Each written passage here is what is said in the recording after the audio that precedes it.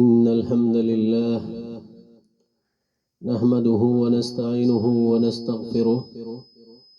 ونؤمن به ونتوكل عليه ونعوذ بالله من شرور أنفسنا ومن سيئات أعمالنا من يهده الله فلا مضل له ومن يضلل فلا هادي له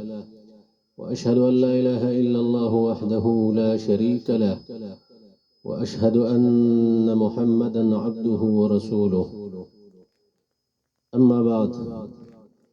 أعوذ بالله من الشيطان الرجيم بسم الله الرحمن الرحيم ومن أحسن قولا ممن دعا إلى الله وعمل صالحا وقال إنني من المسلمين اسما د اسلام او د ایمان ډیرو درنو قدرمندو د پیغام مقصد د جماعت اشاعة التوحید و سنة اقام الله و ادامه زیر انتظام یو عظیم الشان اصلاحی دینی او قرآنی اجتماعی عامه دراروان زیارت پورز باندې شروع کېدونکې ده 27 28 29 او 30 اکتوبر باندې یعنی دراروان جمعرات جمعې هفته او د اتوار پورز به ان شاء الله دعا کیږي نو زه د ټولو مسلمانانو نه عموما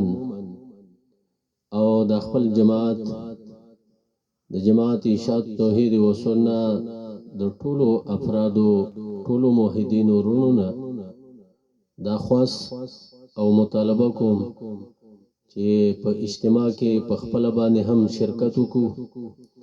او نور مسلمانانو له هم پیغامات او دعوت ورکو الله باندې ګران نه ده دا اجتماع یقینا د قرآنی اولیاء ده د سنتو د رسول الله صلی الله علیه وسلم بهترین عالمان اولیاء بزرگان شیوخ